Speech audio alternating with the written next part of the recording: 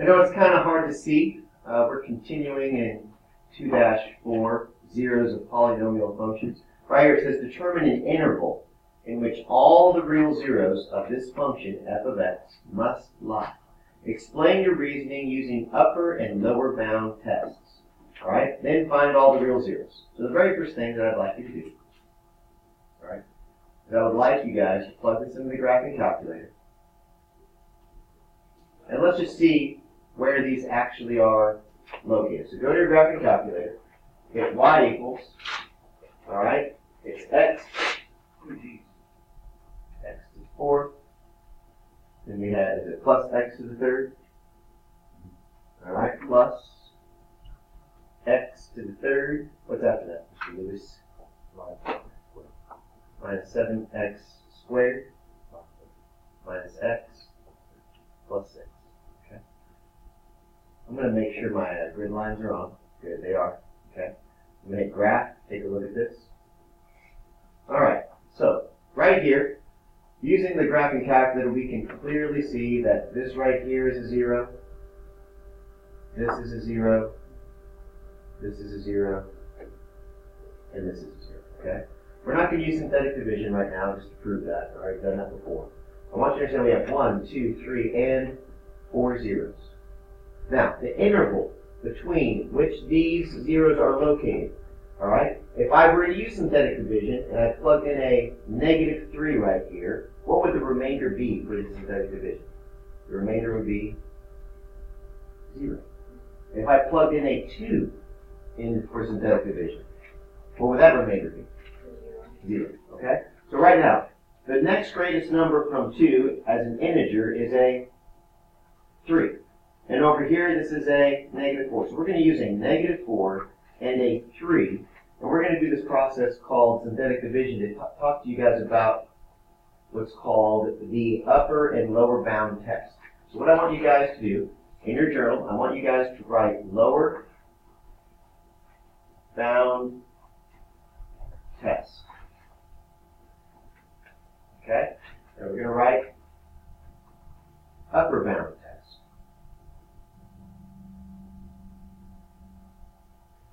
We're going to use synthetic division. I realize I set this up a little bit differently than the book does, but it's just faster for me this way.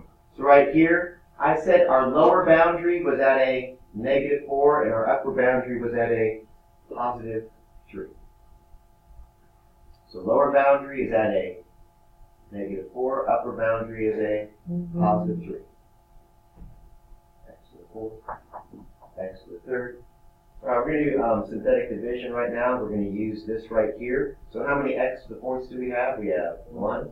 We have 1x cubed. We have -7x squared, -1 x's, and a 6 at the end. So we use the exact same numbers in both circumstances. Okay. Now we're just going to work through them. Bring down the 1, multiply, add these together, multiply, add together, multiply, add together, multiply, add together. Now there's kind of a cool pattern here, if you notice. It goes from positive to negative, positive to negative, to positive. Whenever that happens, that lets you know you found a lower boundary of where all the zeros are located. Okay? If you plugged in a -5 or a -6, that would still happen. Okay? It would still happen. What you would do is you would keep working your way closer and closer and closer until this pattern didn't happen, and you would know you've gone too far. So if I would have used a -5, that still would have been a, quote, lower boundary. This is the smallest boundary right here as an integer. So our lower boundary is at a -4, okay? Our upper boundary, look what the pattern does. We multiply, we add, we multiply, we add, we multiply, we add, and we multiply, and we add. And you'll notice that these just stay what? They stay all positive. If I were to use a number 4, 5, 6, 7, 8, that's also going to stay what? It's going to stay positive. So those would also be considered upper boundaries. This is just the smallest upper boundary. And this is the greatest lower boundary. You'll notice if we go back, all of our zeros are between what? All of our zeros are between a -4 and a +3. So right here, would 4 be considered an upper boundary? Sure. Would -5 be a lower boundary? Sure. This is just the smallest between those. Now, why don't I plug in a 2 and a -3? Because those actually aren't boundaries. Those are actually zeros. So you'd end up getting a 0. Okay? So that's what that is. So this is the lower boundary. This is the upper boundary. Okay? I'm going to write lower and upper. Okay? It's the upper boundary. That's the interval. Basically, it's all the numbers what? All the numbers between a -4 and a 3. Okay? That's basically what it's between those two numbers. Now, what we're going to do now is find all of the zeros. What were all the real zeros? You guys look. The real zeros were at a -3, -1, 1, and a 2. So just go back and just write them in. The real zeros were at a -3, -1, a 1, and a 2. So those are all the real zeros of that function. Now, let me go to number 8. Number 8 asks you to find the possible real zeros. What I want you guys to do is I want you guys to write. For number 8, I'll go back just a second. I want you guys to write Descartes' rule of signs. Okay. Rene Descartes. By the way, you heard of the Cartesian plane? From Rene Descartes, mathematician, also philosopher. Okay. So we have Descartes' rule of signs. So put that, we're going to do number 8 for that. All right.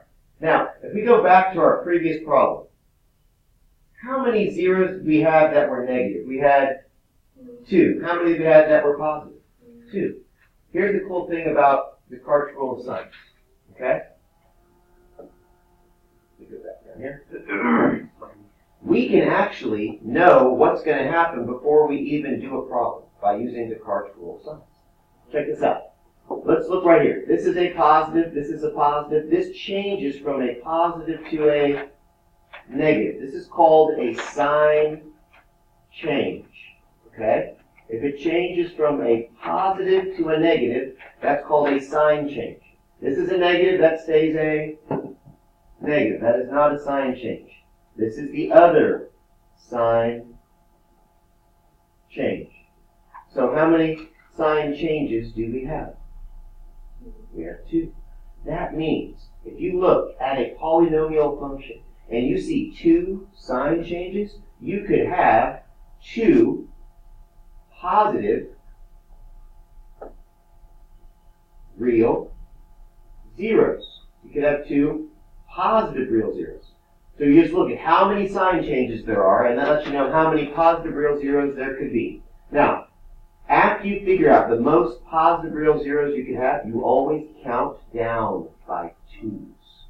So you could have 2, or you could have, bless you, 0 positive real zeros. So the answer to how many positive real zeros is 2 or 0. So you could have 2 or 0 positive real zeros because of how many sign changes? 2. Now, I'm going to change colors here. Now what we're going to do, everybody, we're going to do how many negative real zeros we could have. Okay? So how many negative real zeros? Here's what you do. See where it says f of x? Yes? Could you send me Brandon help for just a moment with his car key? You bet. Thank you. It's immortalized forever. You're going to plug in f of negative x equals, open parentheses, negative x to the 4. plus 2, open parentheses, negative x to the third, minus 13, open parentheses, negative x squared, minus 14, open parentheses, negative x, it's 14. Okay. Then plus a 24. So this one established how many positive real zeros we would have. And what we're doing now is we're going to figure out how many negative real zeros we could have. Potentially, exactly. This is about understanding what's going to, it's like you're predicting the future of what the problem could be without even having the use of a graphing calculator. So how many negatives are being multiplied right here? We have a negative to the what? Power of 4. That means a negative times a negative times a negative times a negative. So that's going to become a positive x to the 4. Here, how many negatives do we have? We have 1, 2, 3. Because anything to the third power means you're multiplying it to itself 3 times. That's going to become a negative 2x cubed. How many negatives do we have right here? We have 2. Then we have 1 more, so that's going to become a negative 13x squared. We have a negative, and that becomes a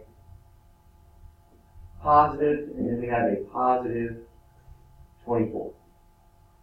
So this one we used to use f of x. Here we use f of negative x. Now what do we look for? We look for sign changes. Now that we've done that, we look for sign changes. We have a sign change right here.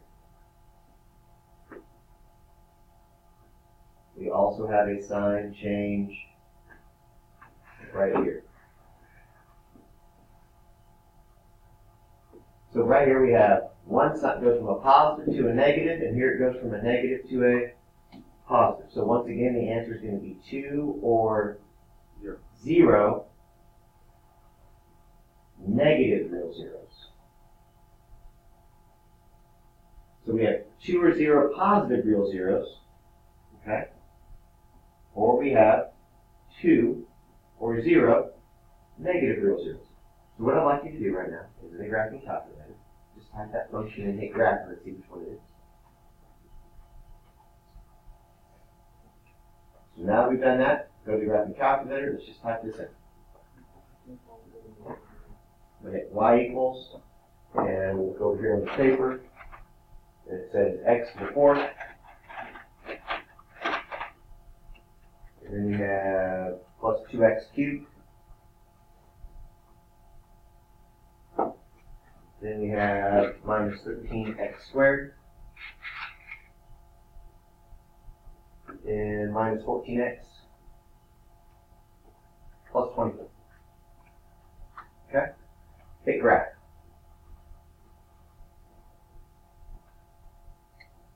How many negative real zeros do we have? How many positive? 2. Okay, both are true. Both of them are being 2. Okay?